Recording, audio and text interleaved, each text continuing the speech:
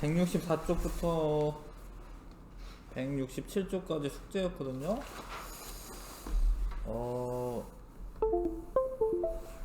지금 좀 풀어보고. 안 풀어져 있죠? 이 책이 풀어져 있는데 풀어왔어? 책을 저번에 안 가져왔는데 풀어져. 그래? 앞에 조금만 아마 조금 했던 걸로 기억이 나는데 어디까지 풀어져 있죠? 167쪽까지. 네? 167쪽. 진짜? 거기까지 풀어져 있어? 왜 풀어져 있지? 왜 풀어져 있지?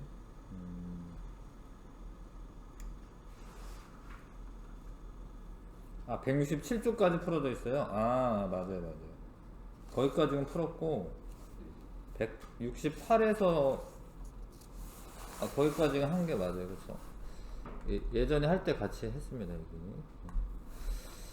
충돌과 안전 요 부분 할 차례가 왔습니다. 그러니까 168에서 일단은 169쪽까지 요 문제 풀어봅시다. 풀어보고 할게요. 168에서 169. 지금 좀 한 10분 정도 줄 테니까 여기 먼저 합시다.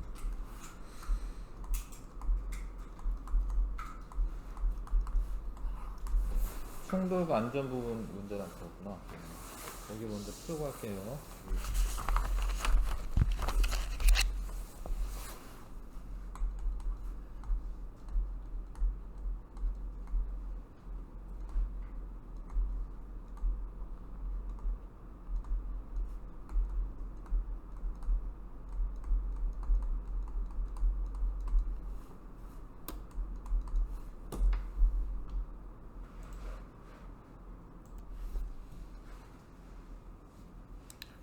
같이 해볼게요.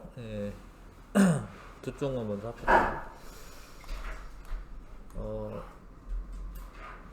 영상을 보는 친구들은 이제 문제 푼 다음에 해설을 봤으면 좋겠습니다.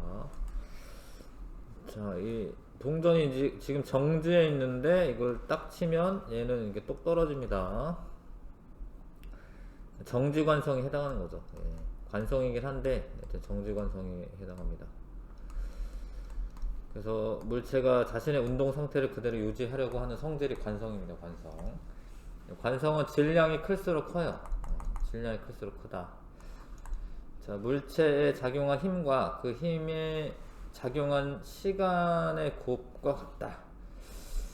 그거는 이제 충격량 말하는 건데, 이거는 충격량하고 지금 상관없어요. 힘 곱하기 시간, 이거는 충격량인데 그거랑 상관이 없습니다. 답은 3번.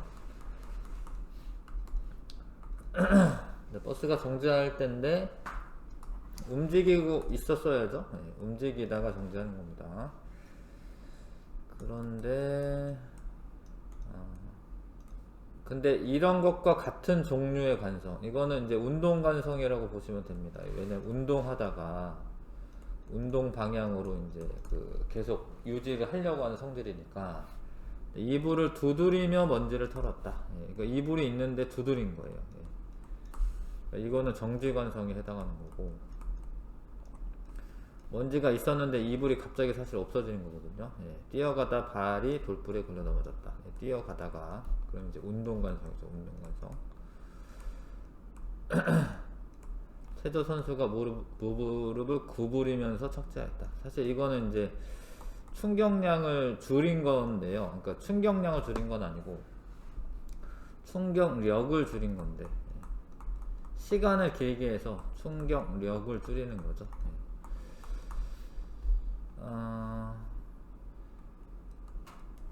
관성이라고 이미 말해줬기 때문에 이건 둘 다 관성이잖아요. 근데 같은 종류의 관성 찾으라고 돼 있으니까 니은만 골라야겠죠. 만약에 문제를 이것과 관련된 성질 이러면은 둘 다 관성 찾는 거여서 기억, 니은 이렇게 할 수도 있겠지만, 이미 관성이라고 말을 해줬고 운동하다가 운동하는 것을 유지하는 거기 때문에 운동 관성을 찾아야겠는데, 그래서 답은 2번으로 하시면 되겠습니다. 22번에 자동차에 탑승할 때 안전띠를 착용하는 이유는 관성이 있어서 그렇죠. 그 자동차 내부의 사람은 정지하면 자동차 내부의 사람은 앞으로 이동을 하겠죠. 이러한 상황이 일어나면 크게 다칠 수도 있기 때문에 안전띠를 착용해야 된다. 기억에 알맞은 내용. 계속 운동하려는 관성에 의해 몸이 앞으로 갑자기 쏠린다. 4번이고요. 23번. 자, 같은 시간 동안에 찍은 거예요. 근데 얘가 m이고 질량이 얘가 2m이고 얘가 4m이래. 세 개 다 속력은 일정합니다. 왜냐면 같은 시간 동안에 이게 이동하는 거리가 일정하니까. 속력 B를 또 구할 수가 있어요. 얘가 뭐 4면 얘가 이제 1.5니까 얘가 4대 3대 2다 이렇게 속력 B를 정할 수 있겠죠. 시간에 따라서 이동하는 거리가 얘가 2대 1.5대 1이니까 4대 2대 3으로 하시면 되겠죠. 근데 운동량 구하라고 하면 운동량이 뭔지 알아야죠. 운동량은 질량 곱하기 속도로 나타냅니다. 질량 곱하기 속도. 그래서 속도를 다 곱해야죠. 얘는 이제 4mv라고 하면 되고, 운동량이 얘도 4mv네. 얘는 12mv네요. 1대1대 3이네요. 1대1대 3 운동량 수는. 답은 2번이고요. 이런 거 풀 때는 아무튼 식에 맞춰서 생각하셔야 됩니다. 식에 맞춰서 식을 먼저 써놓고 그 다음에 문제 접근하셔야 됩니다. 자기가 뭘 알아야 될 줄 알아야 되니까. 그 다음에 힘의 크기와 뭐 시간 뭐 이런 거 알려주고, 질량도 알려주고. 자, 충격량의 크기가 같은 것. 근데 충격량이 뭔지를 알아야지 풀지. 충격량이 뭔지를 알아야죠. 충격량은 힘 곱하기 시간. 충격량은 힘 곱하기 시간. 그래서 충격량의 크기 이거 곱하면 되죠. 400 뉴턴 세크 곱하면 되죠. 25에 이거 제곱이 얼마죠? 625인가? 25 곱하기 25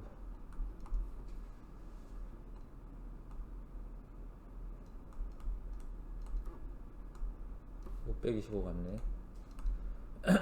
625 뉴턴 세크.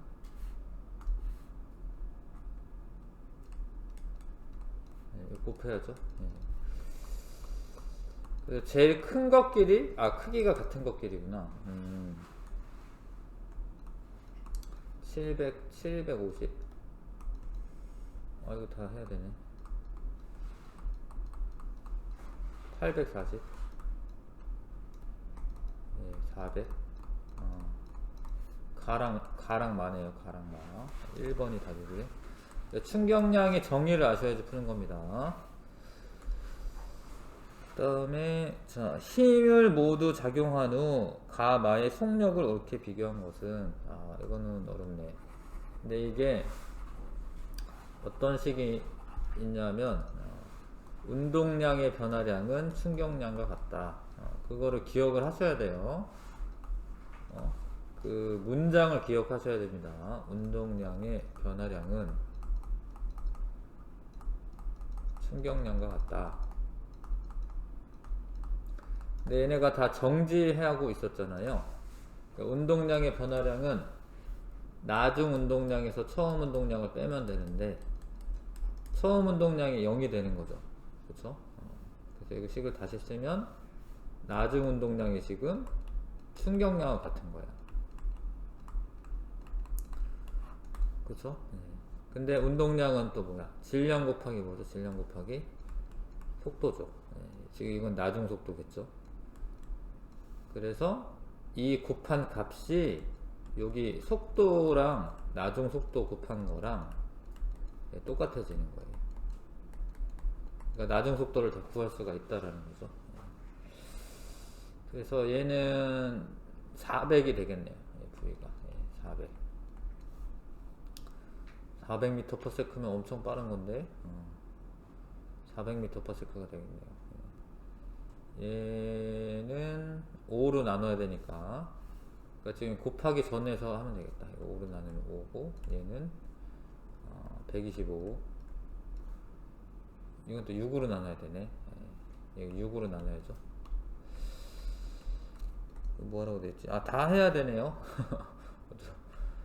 어쩔 수가 없네. 6으로 나눠야 되네.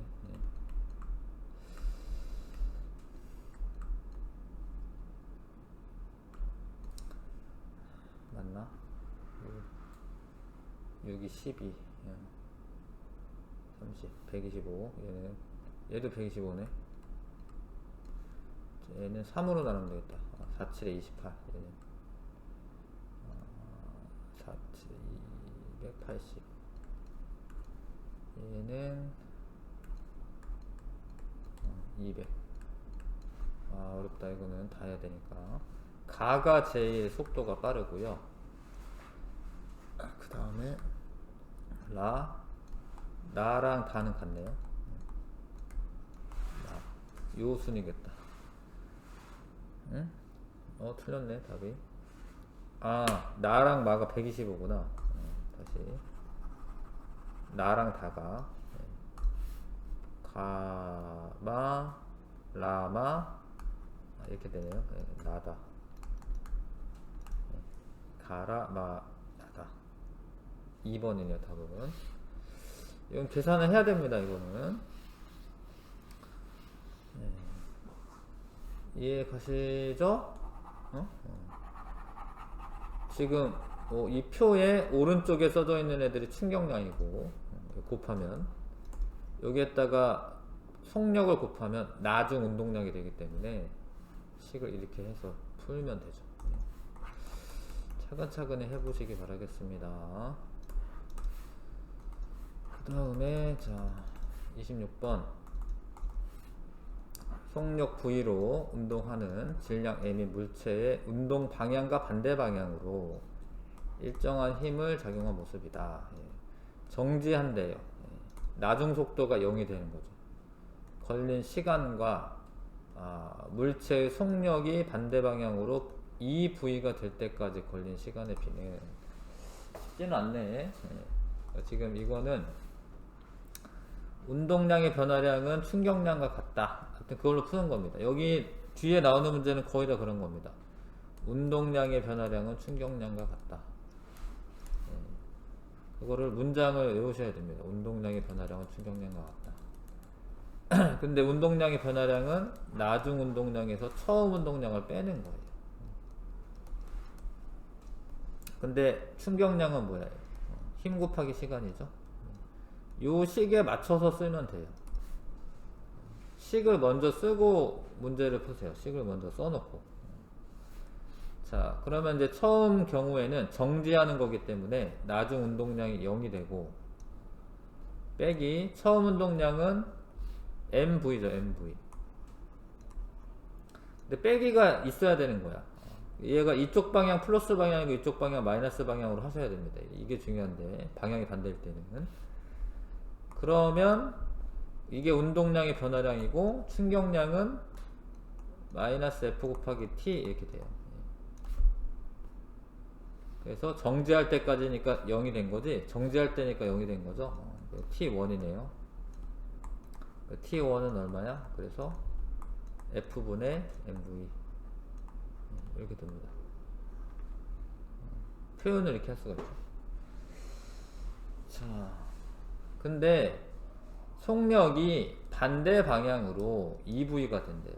그러면 얘를 방향을 마이너스 2V로 하셔야 돼. 이게 중요한데, 이게 어려운 거예요. 방향이 반대로 바뀌었을 때 마이너스 2V로 해야 된다. 그래서 나중 운동량이 M 곱하기 V에서 M 곱하기 마이너스 2V가 나중 운동량이에요. 나중 운동량.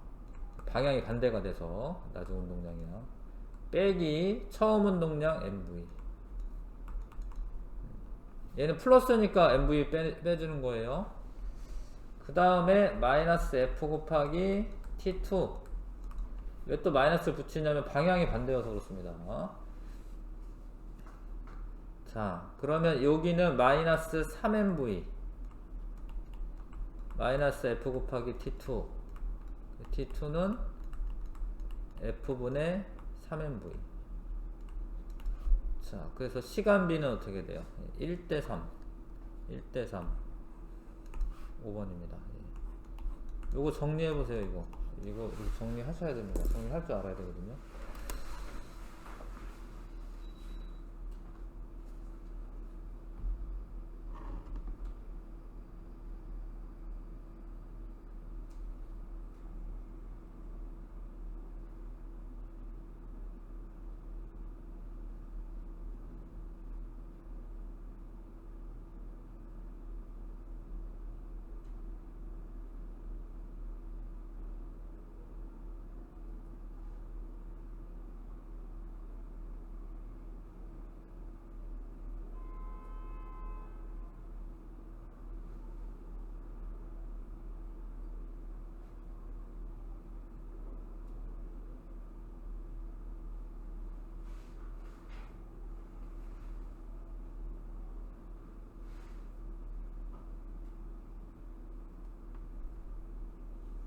됐어요?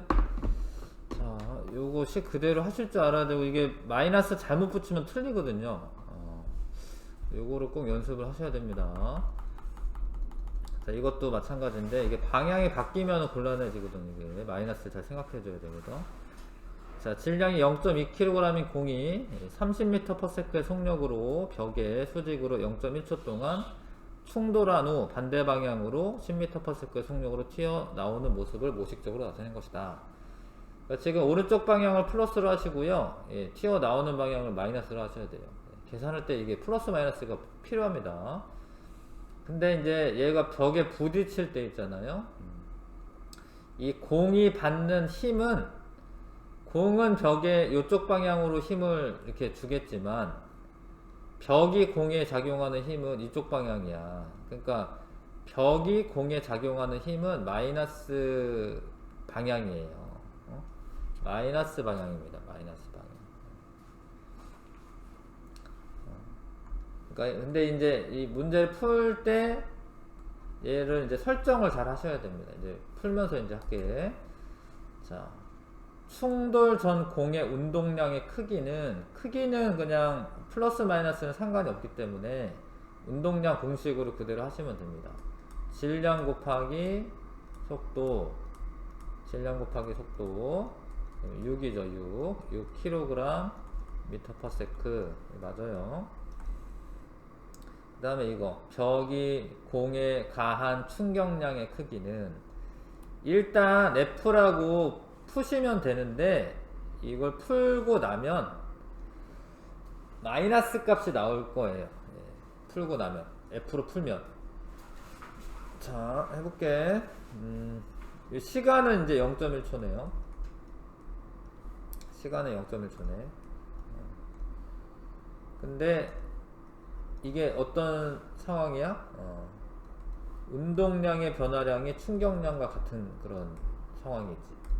운동량의 변화량 또 쓰는 거야. 예. 운동량의 변화량, 나중 운동량에서 처음 운동량 빼시면 돼요. 예. 근데 나중 운동량이 얼마냐면, 예. 마이너스 10 곱하기 0.2 마이너스 2에서 빼기 0.2 곱하기 30, 그러면은 마이너스 2, 마이너스 6, 마이너스 8. 요게 운동량의 변화량이야. 운동량의 변화량. 근데 그게 뭐랑 같아야 돼요? 충격량과 같아야 돼. 이거는 힘 곱하기 충격량이 얼마냐면 0.1초 동안의 F의 힘으로 이제 힘을 받은 거예요. 그럼 F는 얼마야? 80이 되죠. 80. 근데 계산해보면 마이너스 80이죠? 마이너스 80입니다. 그래서 다 하면 평균 힘의 크기는 80N 나와야 되고 40 아니고요. 충격량의 크기도 8 나와야 돼. 8 나와야 돼. 근데 왜 4 나오고 이러냐면 이게 왜 이랬겠어요? 얘를 마이너스 방향으로 안 해가지고 계산하면 이런 식으로 나옵니다. 마이너스를 고려하지 않고 하잖아요. 그럼 이런 식으로 나와요. 맞는 것 같은데. 그러니까 30에서 20 바로 빼고 이러면은 이렇게 나옵니다. 10에서 30 빼면.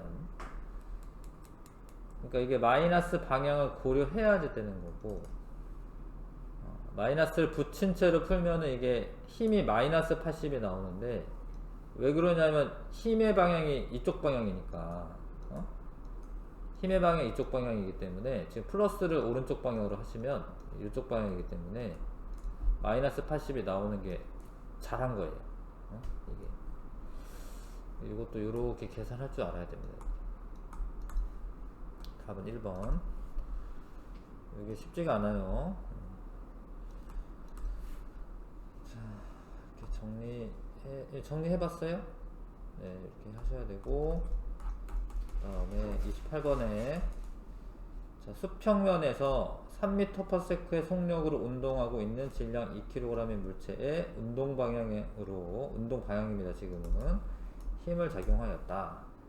그러니까 얘가 지금 플러스 방향이고 힘도 플러스 방향. 그러니까 힘이 근데 일정하지가 않았네요. 그러니까 증가한다는 일정했어요. 증가한다는 일정했어. 자, 4초 후 물체의 운동량은 5배가 되었다. 이게 뭔 소리일까요? 4초 후 5배가 되면은 어떻게 하면 5배가 되지? 운동량이 어떻게 하면 운동량이 5배나 되나? 어떻게 하면 운동량이 5배가 될까요? 속도가 5배가 되면 5배 되는 거예요. 질량이 5배가 될 수가 없잖아. 그렇죠? 그래서 얘가 15m/s가 되었다. 요런 의미야. 요런 의미입니다. 4초 동안 물체에 작용한 힘의 크기를 시간에 따라 그래프로 나타냈습니다. 그러면 요 밑면의 넓이, 힘 시간 그래프에서 밑면의 넓이가 충격량이죠. 그쵸? 그래서 충격량 구할 수가 있죠. F를 모르네, 그치? 그러면은 여기는 EF고 여기는 F죠? 크기 삼각형이니까 F죠? 더하면 3F네요. 3F 3F가 이게 3F라고 썼지만 이게 힘이 아니라 이게 뭐야? 충격량의 크기야. 그래서 3F는 운동량의 변화량 2 곱하기 그러니까 나중 운동량이 2 곱하기 15에서 처음 운동량 2 곱하기 3 빼면 되겠네요.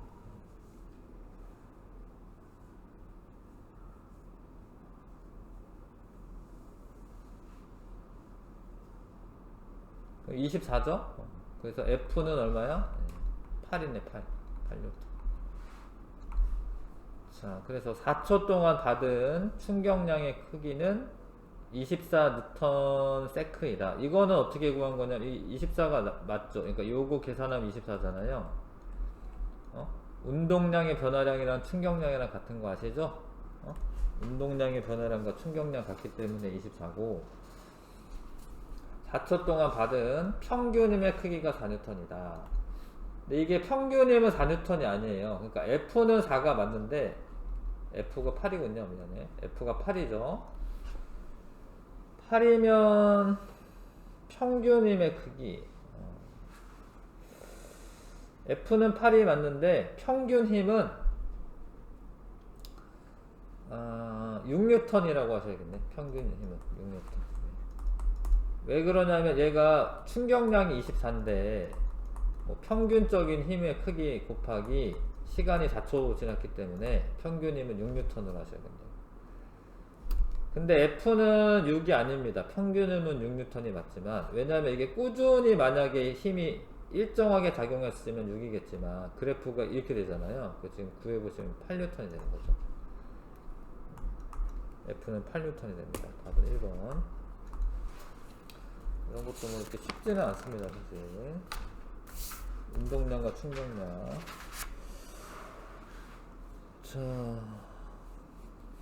170에서 171쪽도 한번 해보시고, 여기도 어려울 거예요. 처음 풀기는 어렵습니다.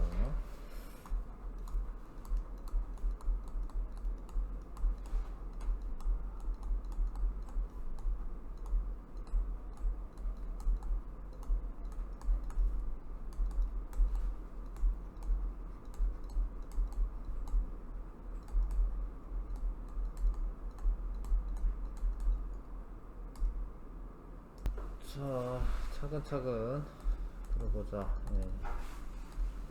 마찰이 없는 수평면 상에서 10m/s로 속력으로 움직이던 애가, 이게 정지합니다. 이게 끼 쓸 건데 6초 후 정지하였다.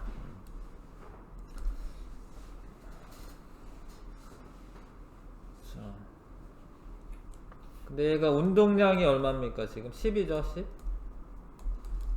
그러면은 6초 후 정지하였다.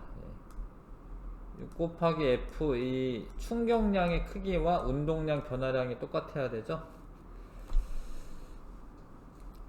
아닌가? 아, 가능한 거 모두 고르라고 되겠구나.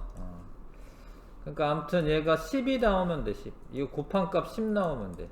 이거 안 되네요. 모자라네 좀. 이거는 2고 2, 4, 4, 2, 4, 8 더하면 10. 이거 되네. 2번 되고요. 그 다음에 이거는 안 돼요. 6이네요. 6. 요거는 4, 2, 4, 8 되고, 요 2네. 이거 더하면 10이네. 10. 충격량이 운동량의 변화량과 같으면 되는데, 운동량 변화량이 10이기 때문에 밑면의 넓이가 10 나오면 됩니다. 이거 안 되네요. 답은 2번, 4번이고, 그 다음에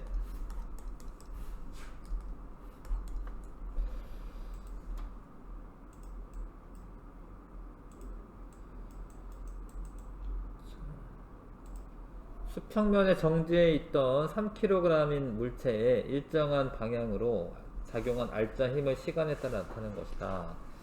2초일 때와 4초일 때의 속력비는 정지했다가 점점 빨라지긴 할 겁니다. 근데 2초까지 가한 충격량의 크기는 여기가 3이네요. 다 합치면 2고 요거 1이니까 3 맞네요. 요만큼이 3이고요. 충격량의 크기가. 근데 여기는 4초일 때는 여기 다 합쳐야죠. 다 합쳐야 됩니다. 4초일 때는 충격량의 크기가 4네요. 4. 근데 얘가 정지하고 있었기 때문에 속력은 2초 때일 때는 운동량의 변화량이 3만큼 돼야 되고 4초일 때는 4만큼 돼야 되니까 속력비가 3대 4가 되죠. 1번이 답이죠. 1번. 물론 이제 직접 계산해도 그렇게 될 겁니다. 직접 속력을 계산하셔도 3대 4가 됩니다.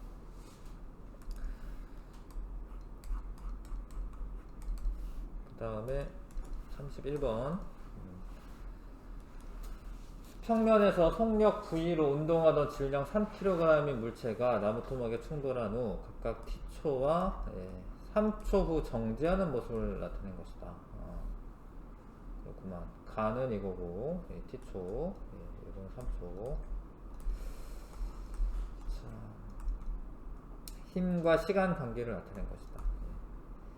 V와 T를 옳게 짝지은 것은. 지금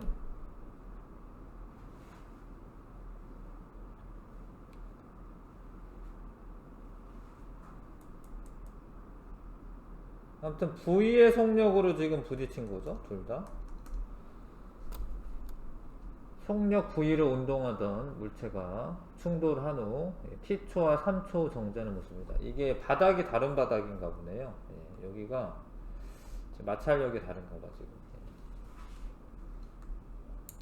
마찰력이 다른 것 같습니다, 지금. 얘는 시간이 더 짧게 걸렸고, 나는. 얘는 더 오래 걸렸고요. 이 상황이네. 어찌됐건 얘가 속력이 V로 똑같고 물체가 똑같으면 3kg짜리 똑같으면은 정지하는 거까지 하는 거니까 운동량의 변화량은 똑같은 거예요. 그래서 충격량도 같아야 됩니다. 그래서 이게 지금 나가 15잖아요. 충격량의 크기가 15잖아요. 그쵸? 네. 그런데 운동량의 변화량은 0 빼기 원래 3MV 3V 쓰면 되는데 0 빼기 3V 쓰면 됩니다. 근데 힘이 반대 방향이기 때문에 여기 마이너스가 붙으면 이 식이 제대로 성립을 하는 거예요. 그래서 V는 아무튼 처음 속력은 5m/s였던 거고요. V는 5m/s였던 거고, 그 다음에 이거 곱한 거랑 이거 곱한 거랑 똑같아야 됩니다. T는 4분의 15가 되겠네요. 네, 4분의 4번이 되겠다.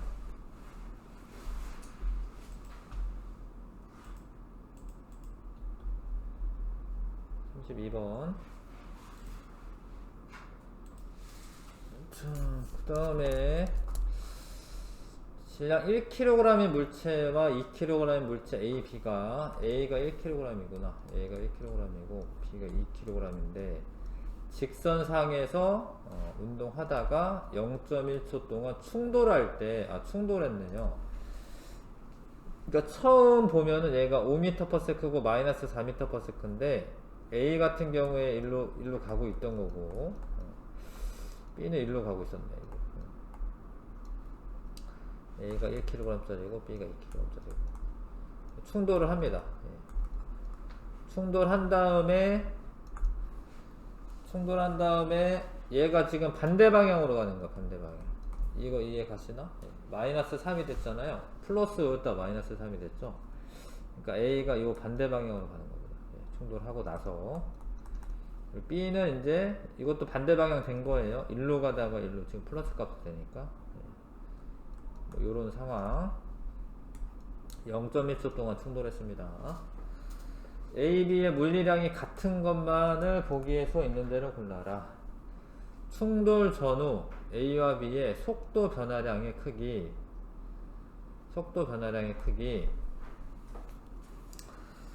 이거는 얘가 1kg짜리니까 운동량이 5라는 거는 속도가 5라는 거예요. 5m/s였다는 거. 근데 얘는 나중에 마이너스 3이 됐다는 건 속도가 마이너스 3m/s였다는 거. 그래서 변화량은 원래 나중에서 처음 값 빼는 거기 때문에 마이너스 8이 되겠네요. A 같은 경우에 속도 변화량은 마이너스 8. 근데 크기를 물어봤으니까 그냥 8이라고 대답하셔도 되는 겁니다. 근데 B는 자 2kg짜리이기 때문에 운동량이 4면 얘가 이건 나중이겠죠. 2m/s가 되는 거고, 얘도 마이너스 4인데 얘도 2m/s였던 거예요. 물론 뭐 방향까지 표현하면 마이너스 2m/s지. 왜 그런지 아시겠어요? 운동량이 4기 때문에 마이너스 4기 때문에 질량이 2kg짜리잖아요. 그러니까 2m/s였던 거죠.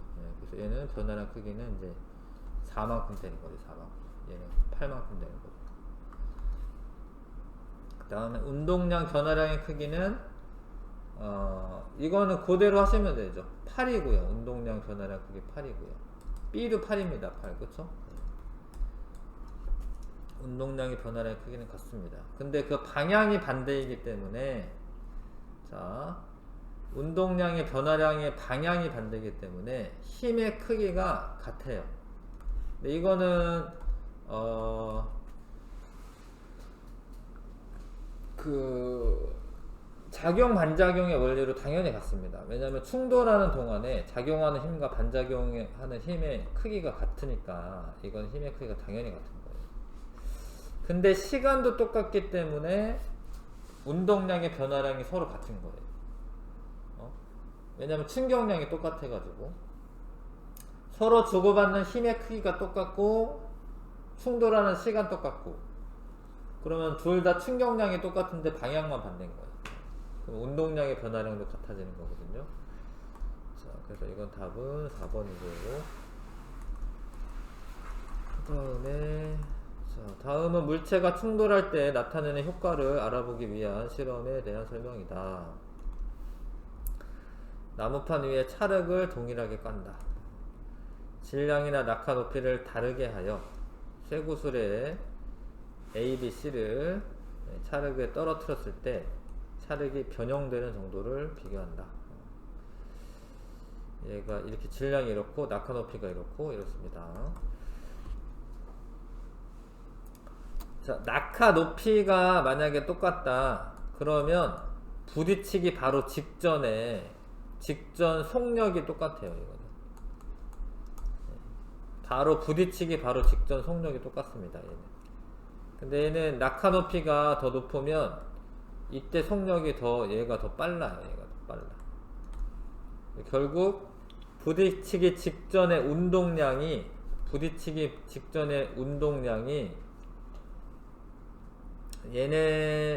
얘가 크고요. 왜냐면 이제 속력은 똑같아도 질량이 50kg이니까 질량이 같은데 속력이 빠르기 때문에 얘가 더 큽니다. 근데 결국에는 다 멈출 거 아니에요. 얘가 부딪혀서 멈출 거 아니야. 그러니까 운동량의 변화량도 A 다음 B 다음 C 순으로 커지는 거고, 그러면 찰흙이 변형되는 정도도 더 커지죠. 기억에 A와 B를 비교할 때 질량이 클수록 운동량이 크다는 것을 알 수가 있다. 맞죠? 왜냐하면 얘네 둘의 낙하 높이가 똑같으면 속력이 똑같기 때문에 그렇습니다. 그래서 기억 괜찮고요. B와 C를 비교할 때 작용한 힘이 클수록 운동량의 변화량이 크다는 것을 알 수 있다. B와 C를 비교할 때 작용하는 힘은 똑같은데 그거는 왜 그러냐면 이게 50g짜리잖아요 둘 다. 그럼 중력이 똑같아요. 근데 시간이 낙하 높이가 기니까 시간이 더 높은 거죠. 시간이 더 길어지는 거죠. 그러니까 B와 C를 비교한 것은 작용하는 힘이 클수록이 아니에요. 지금 힘이 같은 그런 상황이고, 낙하하는 동안에 시간이 길어지기 때문에 운동량의 변화량이 더 크다는 걸 알 수가 있죠. A와 C 중 C가 떨어진 찰흙이 가장 많이 변형된다. 맞습니다. 이거는 운동량이 지금 C가 제일 크니까 운동량의 변화량도 크고 충격량도 크고, 충격량이 큰 경우에 이제 변형도 많이 됩니다.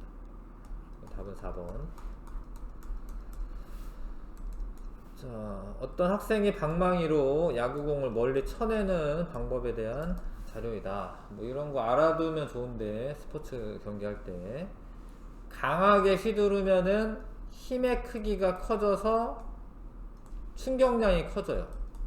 충격량 증가합니다. 근데 이거 방망이가 몸 뒤까지 넘어갈 만큼 큰 각도와 궤적을 그리게 휘두른다. 이거는 뭐 하는 거냐면 이거 이제 팔로우 스윙을 하는 거예요. 야구공에 이제 바닥에 이렇게 딱 맞은 다음에 그냥 여기서 멈추지 말고, 배트를 여기서 멈추지 말고 여기서 치고 난 다음에 계속 이렇게 돌려가지고 몸 뒤까지 넘어갈 때까지 해라. 근데 왜 이러냐면 요 시간이 늘어나요. 부딪히는 시간이 늘어나요. 시간이 늘어나면 충격량이 커지는 거예요. 그래서 A는 야구공에 가한 충격량을 작게 한다 아니고, A는 야구공과 방망이 접촉 시간을 짧게 한다 아니고, B는 야구공의 운동량 변화량을 줄인다 아니고요. 자, B는 야구공과 방망이 접촉 시간을 길게 한다. 맞습니다. 이게. 그래서 운동 경기할 때 이게 되게 중요해요. 폼이 중요하다라고 하는데, 시간을 더 길게 부딪히고 있을 수 있으면 충격량이 커지고, 충격량이 커지면 운동량의 변화량도 커지기 때문에 결국엔 뭐가 되냐면 나중 속도가 빨라지는 거예요. 그럼 더 멀리 날아가는 거예요. 축구 같은 거 할 때도 공을 좀 길게 차시면은 공이 멀리 날아갑니다. 공을 짧게 차면은 조금밖에 안 나간다는 건데. 자, 그래서 B는 방망이로 야구공을 쳐내는 순간 속력을 크게 하는 거죠. 답은 4번. 그 다음에 35번에 자, 같은 높이에서 가만히 놓아 서로 다른 바닥 A, B에 떨어지는 건데요. A와 B에 충돌하는 동안 받는 힘을 시간에 따라 나타냈다. 힘 시간 그래프에서 밑면의 넓이는 충격량인데, 근데 지금 S1과 S2는 넓이가 같습니다. 넓이다. 왜 넓이가 같냐면 이 높이가 똑같잖아요. 이 부딪히기 바로 직전 속력 똑같아요. 그러면은 운동량의 변화량 똑같아요. 어차피 둘 다 정지하기 때문에. 그럼 충격량도 똑같습니다. 그래서 S1과 S2는 면적이 똑같아야 되는 거예요. 충격량이 같기 때문에. 그 다음에 바닥과 충돌 직전 두 달걀의 운동량 같다. 이거 맞는데, 왜냐하면 속력이 똑같아요. 같은 높이에서 떨어뜨려서. 그리고 달걀의 무게도 똑같을 거기 때문에 동일한 달걀이라고 되어 있습니다. 그래서 운동량은 똑같은 거고. 자, B와 충돌하는 것을 나타내는 것은 기억이다. B는 시간이 좀 길어져요. 시간이 길어져. 니은이죠, 니은. 시간이 길어지는 대신에 작용한 힘이 작아져요.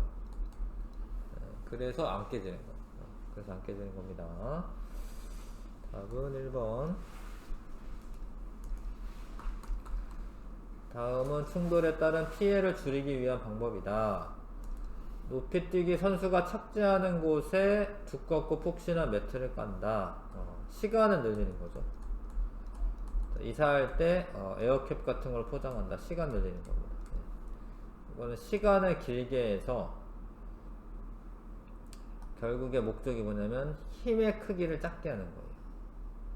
충격량의 크기를 작게 하진 않습니다. 충격량은 똑같은데 시간이 길어지니까 충격력이 작아져요.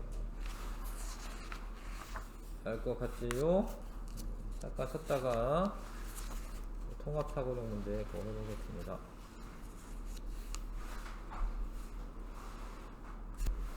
자, 이거 하겠습니다. 통합사고력.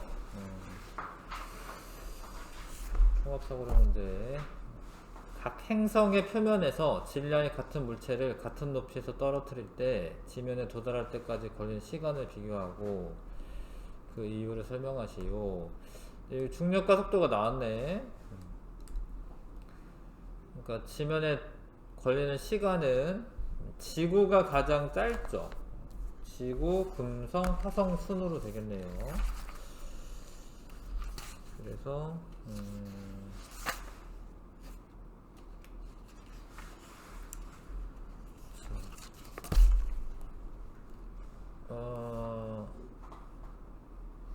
걸리는 시간, 그러니까 화성이 제일 길죠. 이렇게 정리하자. 화성이 제일 길고요, 시간은. 그 다음에 금성, 지구가 가장 짧습니다. 이거는 중력과 속도가 나와 있기 때문에 중력과 속도의 크기가 작을수록 이거 풀어서 써주시면 되죠. 중력 가속도가 작을수록 자유낙하 운동하는 물체의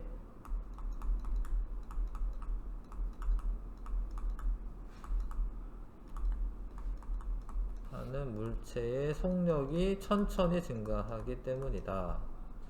작을수록 자유낙하하는 물체의 속력이 천천히 증가하기 때문이다.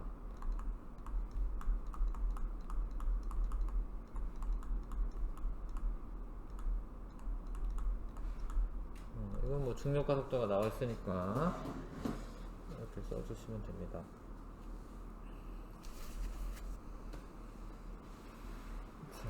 그 다음에 이번에 각 행성의 표면에서 질량이 같은 물체를 같은 높이에서 수평 방향으로 던집니다. 그럼 지면에 도달할 때까지 수평 방향으로 이동한 거리를 비교하세요. 그러면 누가 제일 멀리 날아갔겠어요? 1번이라 거기가 있는데 누가 제일 멀리 날아갔겠어요?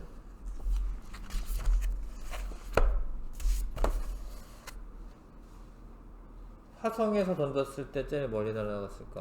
뭐 지구에서 던졌을 때 제일 멀리 날아갔을까요? 아니죠. 화성이죠. 그러니까 왜냐하면 화성에서 던지면 이게 수평 방향 속력은 일정한데 도달하는데 걸리는 시간이 어때? 길죠. 그러니까 얘는 수평 방향으로 멀리 날아가다 이게 뚝 떨어지는 거고 지구에서는 금방 떨어지잖아요. 그 속도는 똑같아요. 앞으로. 뭐가? 수평 방향 속력? 수평 방향 속력은 똑같지. 왜냐하면 수평 방향 속력은 일정해요. 수평 방향으로 힘이 작용하지 않아요. 그건 뭐 지구에서건 그건 똑같은 거야. 수평 방향 속력은 화성이건 금성이건 지구건 똑같은 거예요. 늘어나고 이런 건 아닙니다.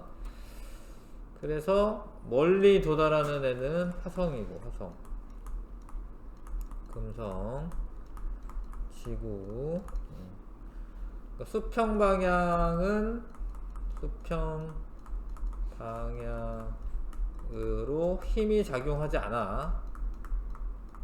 작용하지 않아서 속력이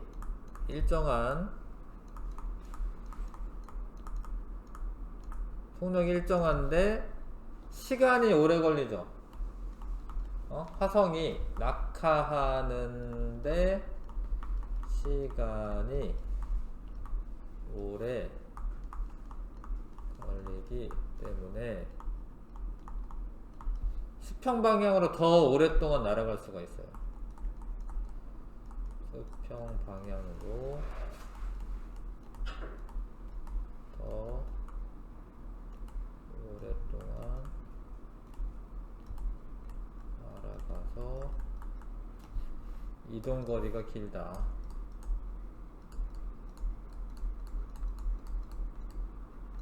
뭔 얘기인지 알겠어요? 연직 방향으로만 빨라지는 겁니다. 연직 방향으로 빨라지는데 수평 방향은 속력이 일정하니까 오랫동안 날아가는 애가 멀리 가죠. 알겠어요? 그 다음에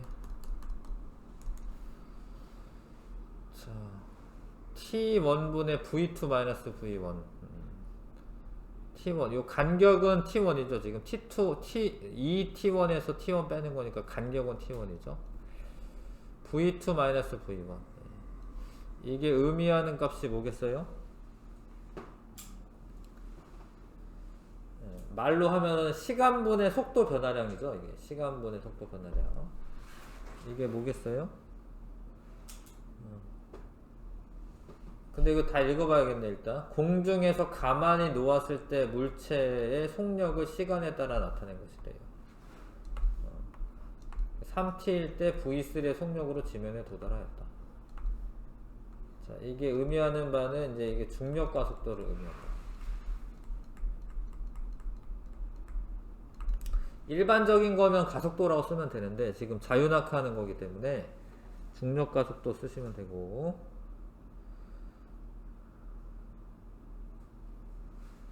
가속도 구할 때 시간분의 속도 변화량을 하는 거예요. 그쵸? 시간이 이제 2t1에서 t1 뺀 게 시 간격이고, 속도 변화량인데 지금은 속력이라고 써도 되긴 해. 왜냐면 이제 일직선 방향이기 때문에 그렇습니다. 그 방향 바뀌는 게 아니기 때문에. 원래 가속도가 시간분의 속도 변화량이죠. 시간분의 속도 변화량. 3t1일 때 낙하거리는 t1일 때 낙하거리의 몇 배이냐? 속력 시간 그래프에서 밑면의 넓이가 낙하거리거든. 그쵸? 몇 배죠? 3배인가? 3배예요? 밑면의 넓이 구하면 되는데 3배야? 9배죠, 9배. 9배입니다. 3t일 때 낙하한 거리는 t1일 때 낙하한 거리의 9배입니다. 왜 9배냐면 낙하 거리는 속력 곱하기 시간으로 계산하시면 되는데, 이게 그 속력 시간 그래프에서 밑면의 넓이 구하시는 거예요.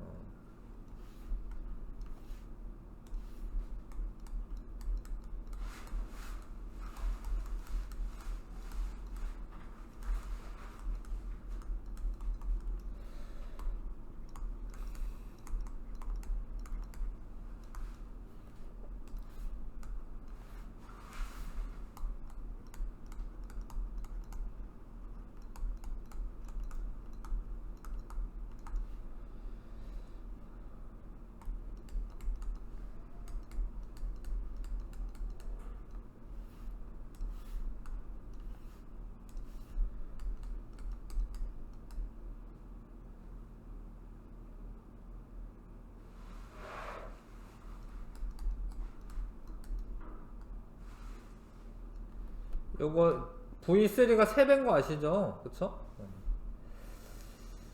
V3가 3배입니다 지금. 이렇게 써야겠네. 그래서 얘가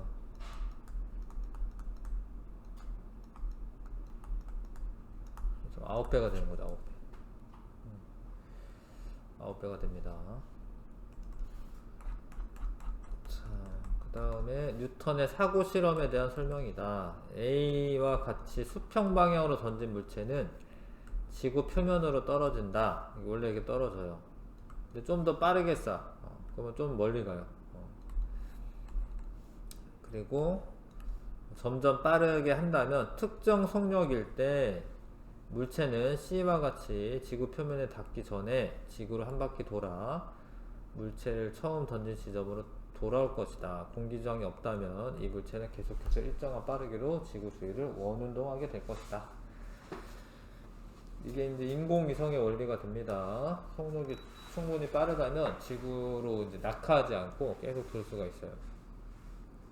만약 C와 같이 운동하게 하기 위한 속력보다 조금 더 빠른 속력으로 던진다면 물체는 어떻게 운동할지 간단히 설명하시오. 그러면은 얘가 더 큰 궤도를 따라 지구 주위를 운동하게 될 것이다. 쓰면 되는데,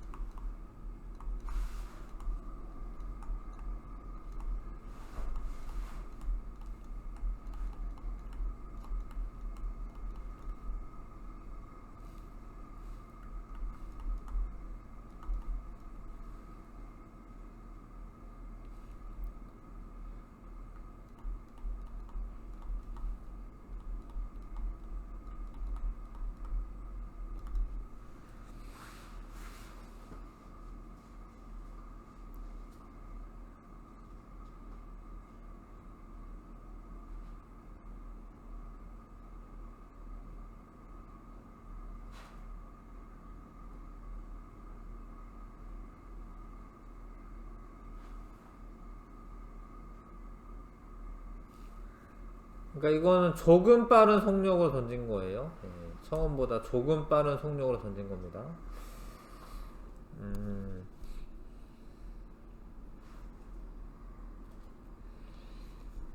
만약 지구 크기가 변함이 없지만 중력과 속도가 더 작아진다면 물체가 C와 같은 운동을 하기 위한 속력은 더 커져야 할지 작아야 할지. 이거는 무슨 얘기일까요? 그러니까 크기는 변함이 없는데 중력과 속도가 작아진다면 C의 속력이 더 작아져야죠. 더 작아져야 됩니다.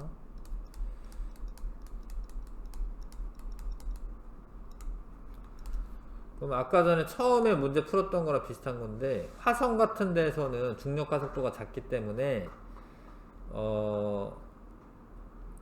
속력이 지면에 닿는데 오래 걸리잖아요. 그러니까 속력이 지금의 그 C보다는 더 작아져야지 원궤도로 돌 수가 있습니다.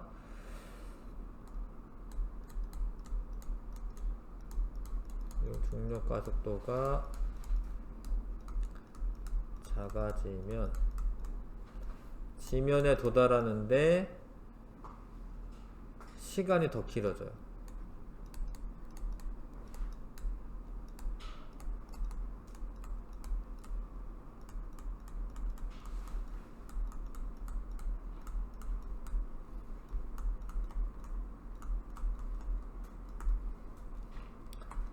그래서 더 먼 거리에 떨어지기 때문에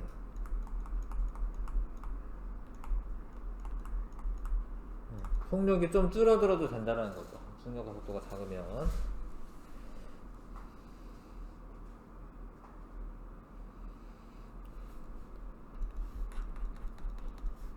자, 위 자료를 토대로 중력이 생명 시스템과 동물과 식물의 구조에 어떤 영향을 주는지 각각 설명하시오. 몸이 붓고 키가 커진다. 예. 우주 정거장에서 살면 그렇다라는 거지. 응? 근육과 뼈가 약해진다. 예. 혈압이 떨어지고 혈액순환 기능이 약해진다. 그러니까 동물은 몸을 지탱하기 위해 골격이 강해졌고요. 물론 이제 육지 동물이 그런 건데, 육지 동물은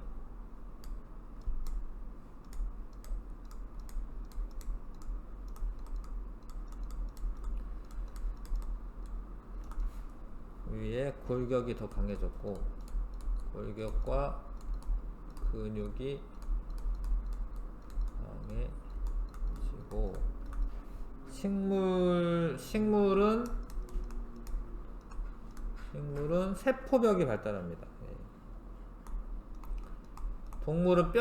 식물은 뼈가 없기 때문에 세포벽이 있어야지 이게 단단해지고요. 예. 꼿꼿이 서 있을 수가 있습니다.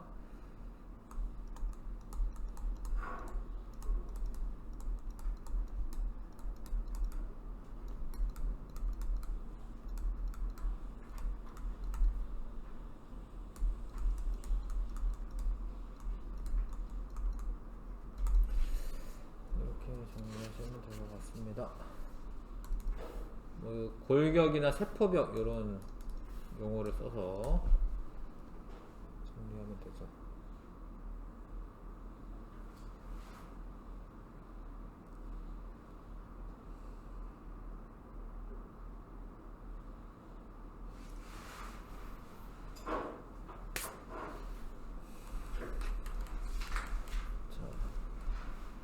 갈릴레이 사고 실험에 대한 설명이다. 모든 마찰을 무시할 수 있는 한쪽 경사면에 물체를 가만히 놓으면 마찰이 없으면 이 위치 에너지가 운동 에너지를 바뀌고 운동 에너지가 다시 위치 에너지를 바뀌면서 원래 높이까지 올라가야 되거든요. 이렇게.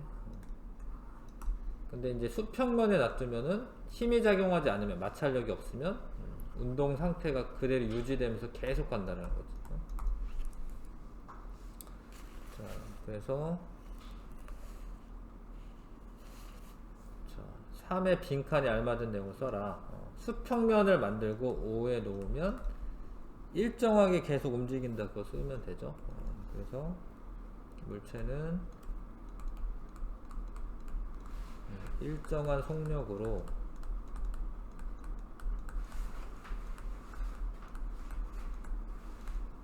계속 운동한다.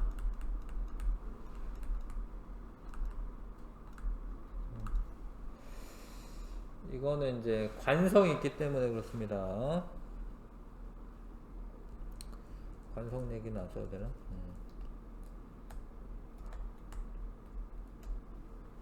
아무튼 이거는 알짜 힘이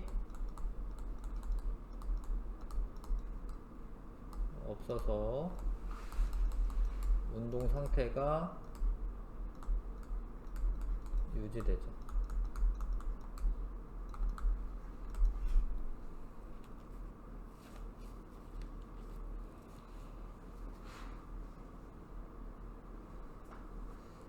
정리하면 되고 그리고 넘어가서 이거 같은 얘기네요. 예.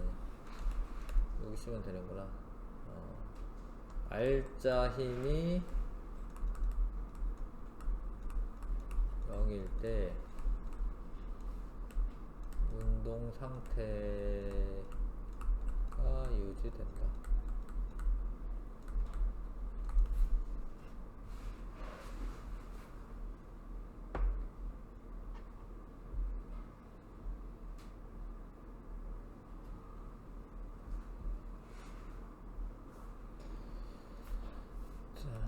그 다음에 운동량과 충격량. 자, 사냥용 침을 넣은 대롱을 입으로 불면 먼 거리에서 사냥감을 잡는 모습이다. 대롱의 길이와 이 대롱의 길이, 사냥침이 도달할 수 있는 거리와의 관계를 운동량과 충격량을 이용하여 설명하지요. 자, 대롱의 길이가 길면 이 침에 힘이 작용하는 시간이 길어지는 거예요. 일단 그거 쓸까요? 대롱의 길이가 길면 사냥용 침에 힘이 작용하는 시간이 길어집니다. 길어져서 충격량이 증가하는 거예요.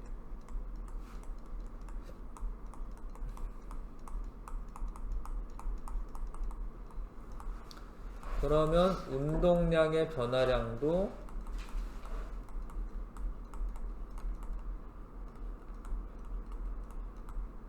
증가합니다. 운동량의 변화량이 증가했다라는 말은 나중 속력이 빨라졌다라는 거예요. 침이 발사되는 속력이 빨라지는 거예요. 처음에 정지하고 있다가 나중에 이제 속도가 변화했을 거 아니에요. 그래서 빠른 속력으로 침이 발사되는 거예요. 사냥용 침이 발사되어 도달 거리가 이렇습니다. 이게 느리면 당연히 이렇게 떨어지니까 도달거리가 짧은 거죠. 빨리 발사돼야지 도달거리가 길어지는 겁니다.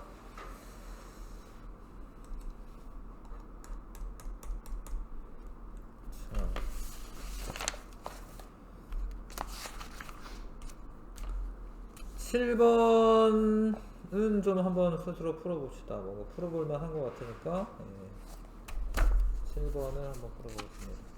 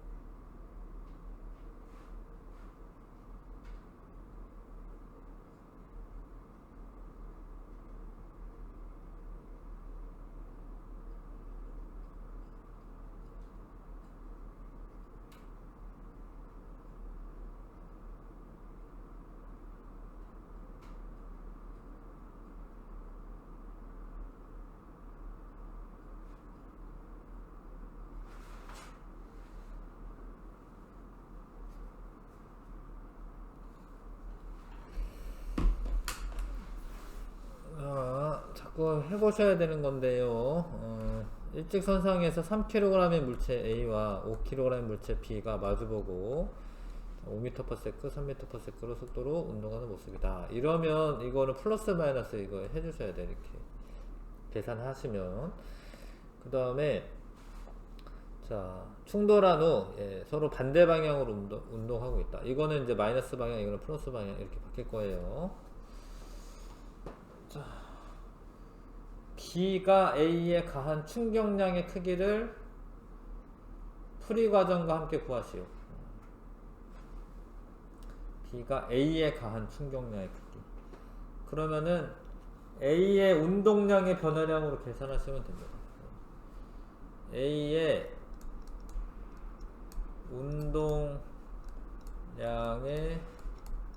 변화량은 나중 운동량에서 처음 운동량 빼면 되죠.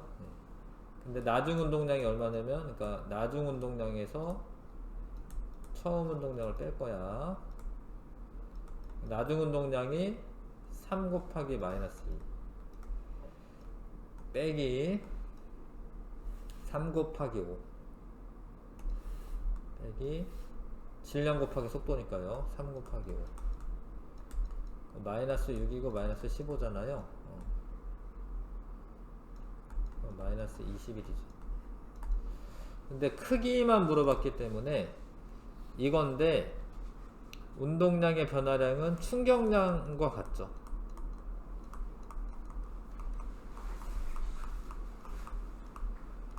충격량과 같으므로 21, 충격량 쓸 때는 뉴턴 세크 단위로 쓰시면 됩니다.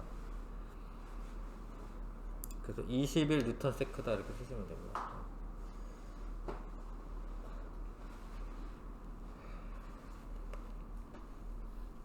자, 그러면 이번에 이거는 작용 반작용 이야기하는 거죠. 힘의 크기는 같고 방향은 반대다. 그래서 지금 A가 21 뉴턴 세크의 충격량을 받으면 B도 21 뉴턴 세크의 충격량을 받게 돼 있어요. 그래서 A가 B에 가한 충격량도 얼마냐면 21 뉴턴 세크입니다. 왜냐하면 B가 A에 작용하는 힘의 크기와 A가 B에 작용하는 힘의 크기는 요 작용 반작용의 원리에 의해서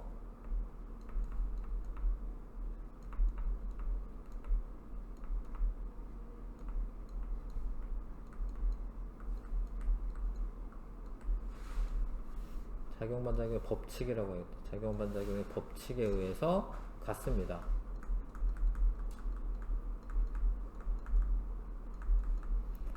같고 시간도 같습니다.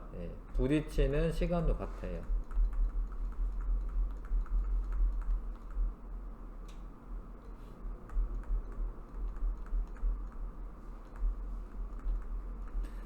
그러니까 A가 B에 가한 충격량의 크기가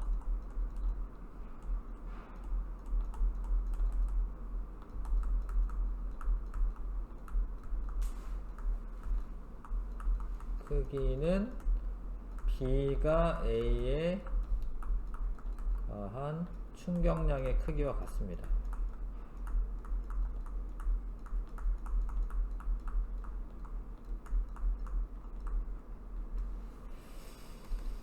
어휴, 지워버렸네 다. 그러니까 A가 B에 가한 충격량의 크기와 B가 A에 가한 충격량의 크기가 같습니다. 그래서 B의 속도 크기를 계산은 어떻게 하냐면, B는 충격량이 21인 거죠. 21이었나? 21 맞죠? 그러니까 B가 받은 충격량의 크기는 운동량의 변화량과 같은데, 근데 여기서 방향이 중요하긴 해요. 지금 B가 힘을 이렇게 받으니까 이게 충격량 크기가 플러스가 될 거고, 자, 나중 속도를 V라고 그냥 할게요. 이제 V라고 놓고 풀면 마이너스 값이 나옵니다. 플러스 값이 나옵니다. 그러니까 얘가 5kg짜리니까 나중 운동량이 5 곱하기 V에서 빼기 얘는 플러스고 얘는 마이너스 방향이잖아요. 자, 5 곱하기 마이너스 3. 요걸 잘 해주셔야 되는데 5 곱하기 마이너스 3을 해주셔야 돼요. 그럼 충격량 크기는 플러스예요. 왜냐하면 힘을 이쪽 방향 플러스 방향으로 받으니까. 그럼 21은 5V 플러스 15.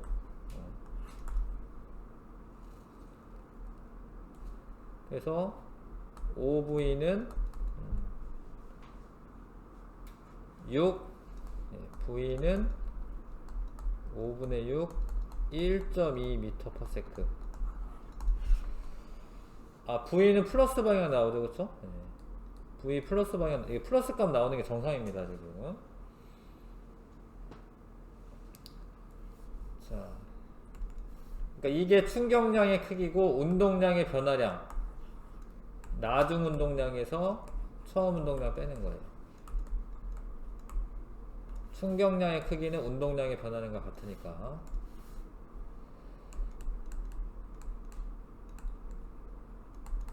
나중 운동량이 5kg인데 모르잖아 V를. 그러니까 5V라 쓴 거죠. 질량 곱하기 속도. 근데 빼기 처음 운동량을 빼줘야 되는데 이거를 플러스로 하거나 이러면 계산이 잘 안 돼요, 이게. 그러니까 얘가 만약에 이게 빼주는데 얘를 그냥 플러스로 한다. 그러면은 이게 마이너스 값이 돼갖고 넘어가면 플러스가 되니까 이게 계산이 안 되죠.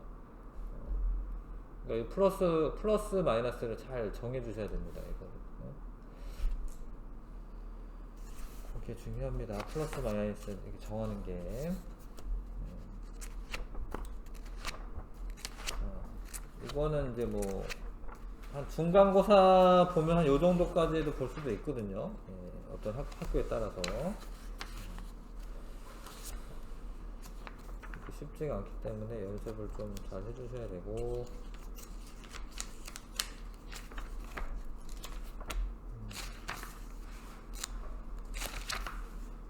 뒤에 뭐 이렇게 수능형 문제 또 있는데 그때 또 연습을 하지 뭐. 오늘 조금 일찍 마무리를 하겠습니다. 10분 정도 남았는데. 네, 여기까지만 할게요. 수고했습니다.